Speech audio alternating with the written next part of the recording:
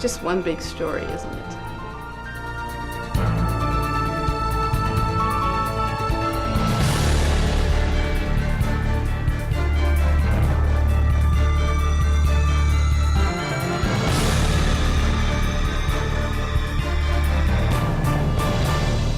Hi everybody, welcome to Story Connection. I'm your host, Dänna Wilberg.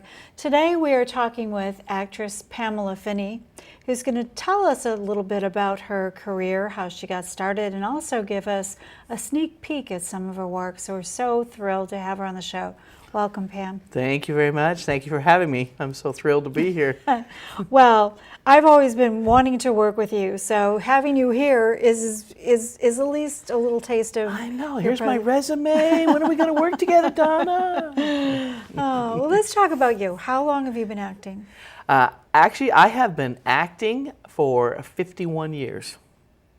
How can that be? I know. You started in the womb. No, first grade in the Okay. Ozarks of Arkansas. I was actually one of the best readers in the class, so my teacher wanted me to do this recital type thing during some show, and because she figured I could memorize it, the whole thing. So, okay, I'll do that. And man, that was it. I was hooked. Hook, line, and sinker. Yeah, I just love it. And I've done mostly theater, and just recently I gotten over to the film side. Okay, so you did a lot of plays as a child. Were you in drama class in high school? Right, that good right. stuff? High school, junior high, college. Wow. Did all that in church, local stuff. I'm not like some people who've done 350 million plays, but I've done quite a few, and enjoyed it because that was there. But always just wished I were in movies. Yeah. And so in the 90s, I switched over. I'm going to give it a try, and took some classes with some people and got into it and loved it. Did a commercial. I've got one commercial to my credit, and some indies, and then I was an extra on the movie Flubber down in San Francisco. Oh, If wow. you know exactly when to look for me and you don't blink, you will see me during the basketball game, right in front. And got out of it for a while for some family reasons. I had a kid to raise, and then my mother took care of my mother. I was her caregiver for her last few years of life, and just was out of it and doing my own thing and just existing.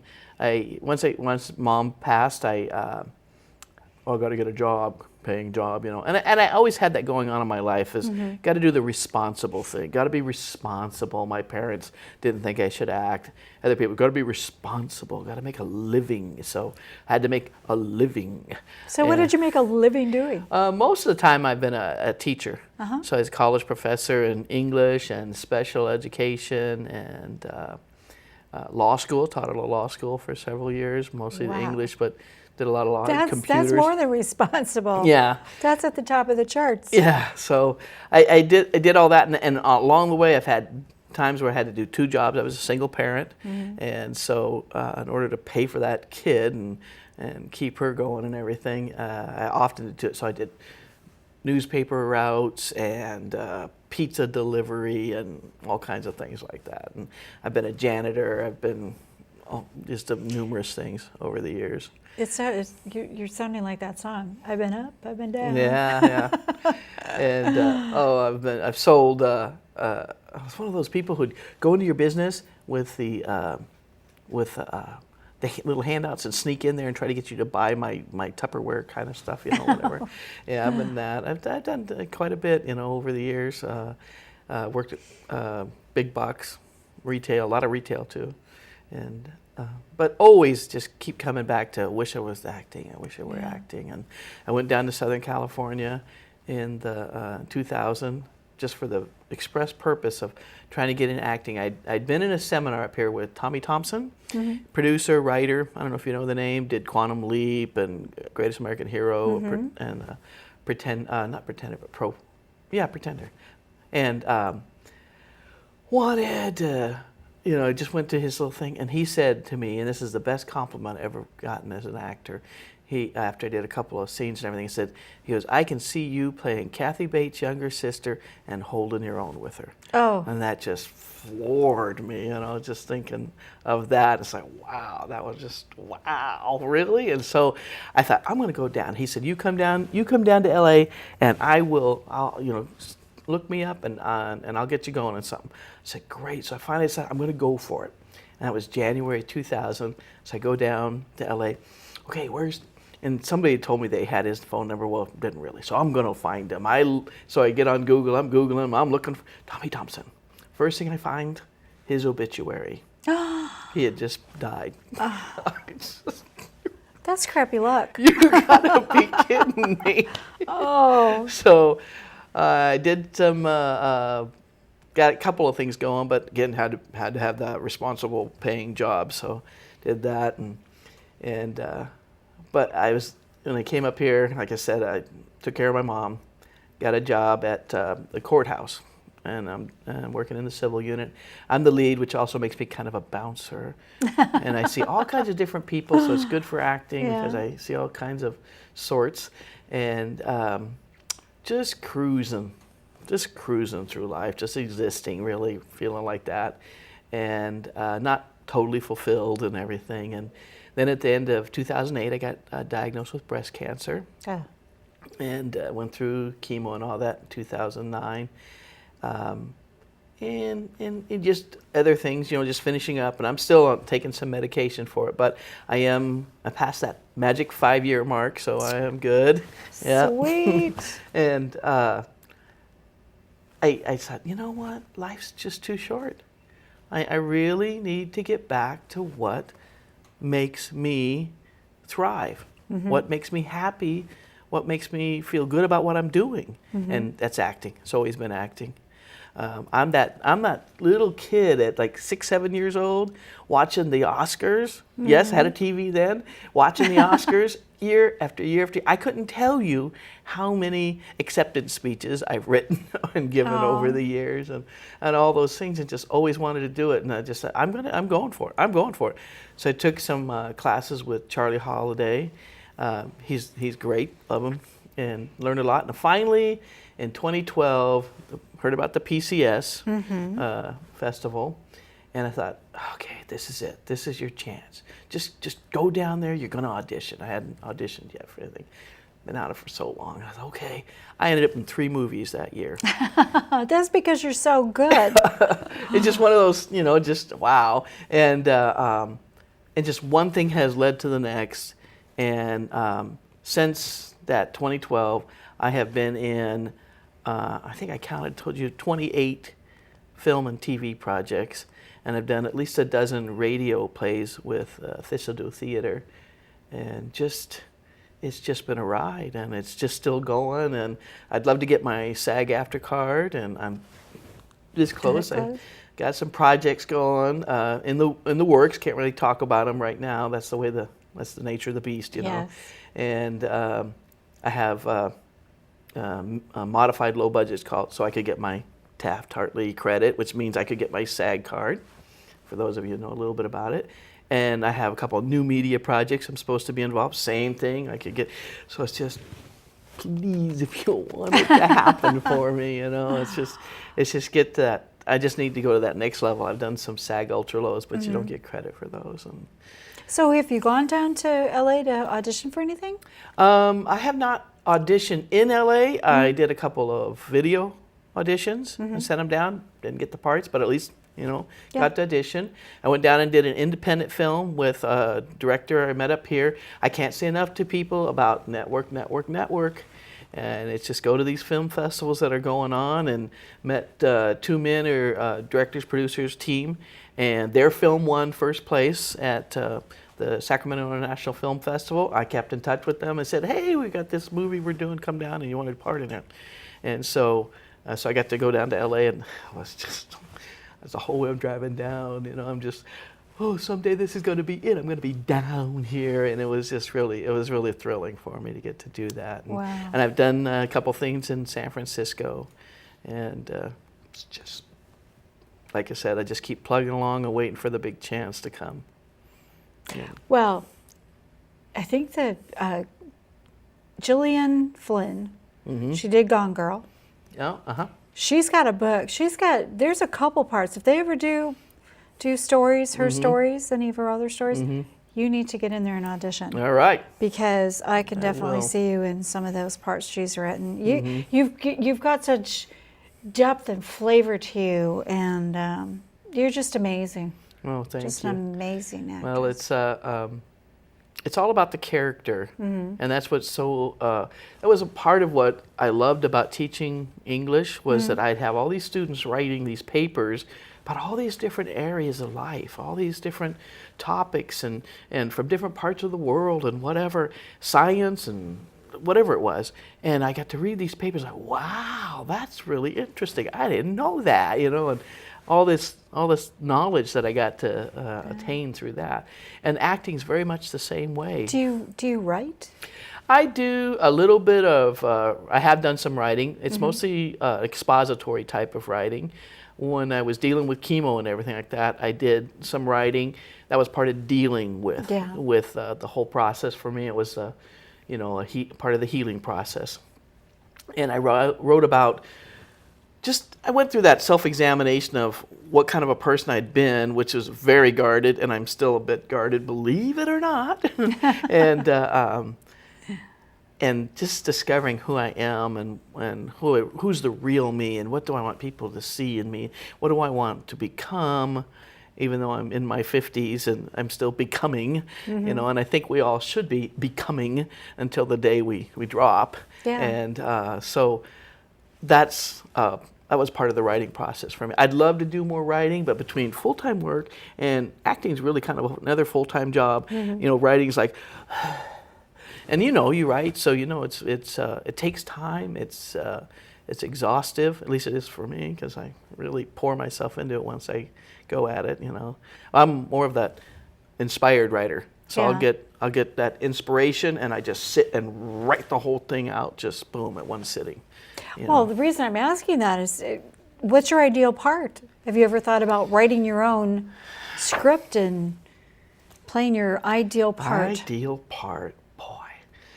I don't know that I have like the ideal part. I have played a man like 3 or 4 times, including Bilbo Baggins, and I went to an audition. You talk about the auditions in San Francisco with Expression College, and they had the breakdowns, and I looked at the breakdowns, and one of the parts was, I'm trying to find something I can audition for, and got to the last one, and it said, Chief of Police, 6'2", athletic build, neat trim mustache, mid-50s, a real man's man. Okay. I look at that, and I look up at the kid who wrote it, director, and said, so I don't suppose you'd rethink the Chief of Police role, would you? And he goes, sure, I'll let you audition, and I got the part. Now, awesome. That kind of part, somebody has some power, has some control, and use that without being, when I try to use that control thing, I'm in control, and I have control, and you will do what I tell you to do. And I like those kind of parts, and that's not me in the real world necessarily, except every once in a while at work. But I was once asked, what's a part that you can't play, that it's hard for you to play? And I said, it's not hard for me to play, but people don't see me that way. And that's the sweet grandmother, sweet aunt, sweet motherly type, sit and rock you in the chair and sing to you. And people don't see me that way, but that's me. I'm that kind of person in reality. But yeah, so ideal part, I don't know that there's one. It's the next one. Okay. That's the ideal part, the next part. Well, let's take a look at some of the parts that you've played. All right. You must be Daniela. Guilty. How about I show you around? Oh, I'm dying. I'm not stupid. Don't you placate me. Oh my God! What died? I am so sorry, sir. You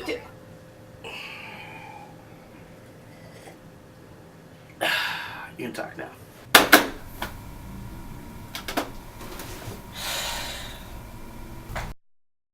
You better go first, Leroy. Okay. We gotta get a couple things. Whoa, wait, no, wait!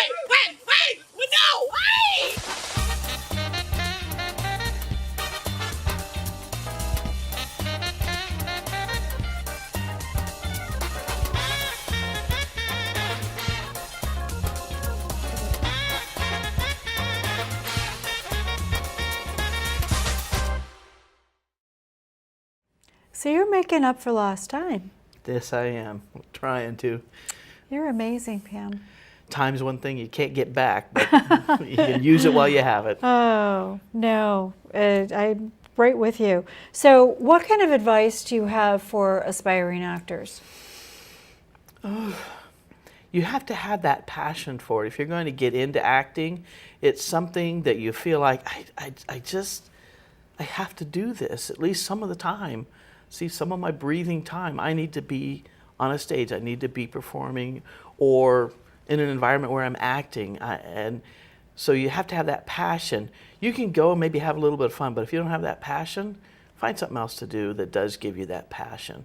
Because it'll be, that's true of anything in life you try to do. If you don't have passion for it, you're not going to be able to make the sacrifices, feel really good about what you're doing, overcome the challenge where somebody says, whoever told you you could act? You know, and when we've heard that. I did one filming thing for some LA guy, and he said, when I got done with the scene, he said, have you ever acted on film before? And this was just a couple of weeks ago. And I'm like, yes. But then my immediate thought afterwards is like, yeah, I have, and I know what I'm doing, and thank you very much. I'll go find somebody else that can help me out. And you just have to have that thick skin. And if you have a passion for it, you'll be able to, you know, get through those times and figure out the right things to do. But never, ever, ever, never, ever do it for the money. That's not what it's about. If you're doing it for the money, you're never going to be happy. Right. You're never going to be able to commit yourself. It's all about the character and get training. Yeah. There's too many people think, oh, I don't need anybody to teach me how to act. So it's not so much that. It's the things that work. You know, there's one kind of acting I'm going to do on a stage where I'm big and broad and blah, blah, and that doesn't work on TV and film. So learning those things and learning technique and what people are going to be looking for, what works for them, and how to audition. Yeah. I'm pretty successful at auditioning, and that's because I've had a lot of good teachers giving me some good tips on auditioning. So that helps a lot. Very cool. Well, speaking of passion, let's talk about Dateless. We're going to show a trailer, but I'd like you to set it up for us. Okay, so Dateless is a baby of Laura Bendixson. She's been an actor for quite a while, and she did a lot of soaps and some TV series and some movies over the years. And along the way too, she also ran a dating service, the old school dating service where you came in and you got the video done of you. And somebody, Mickey Dolenz, as a matter of fact, of Monkees fame, they're buddies. Gosh. And they were talking about stories. He goes, you know what, you should write about this. You should make a film about this or show or something or other. So she did. So she's not a writer herself, but she got some writers together, had her little stories. So Dateless comes from her life, her experiences with the dating service that she ran. The main character is, based on Laura, and all of us in the show were based on people she's worked with over the years, and the characters are going to come from that. And so this is a combination of the interaction of the people who work together in the dating service and the quirks that they have and strangeness, and the people who come into the service who are truly dateless and need some serious help. Sounds like a lot of fun. Let's take a look.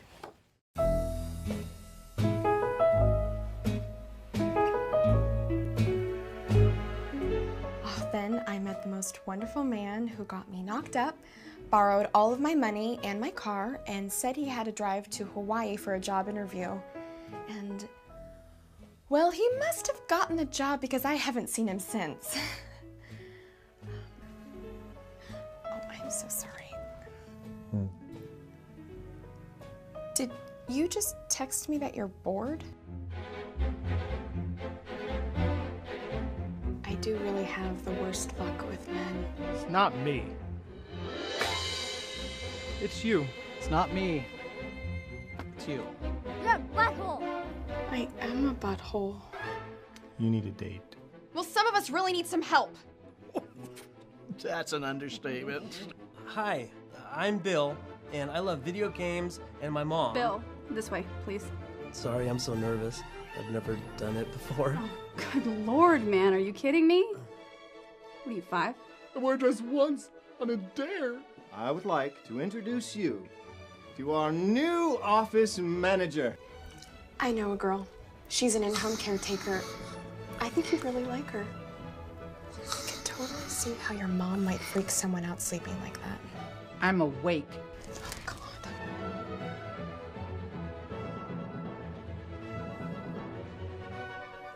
She's good.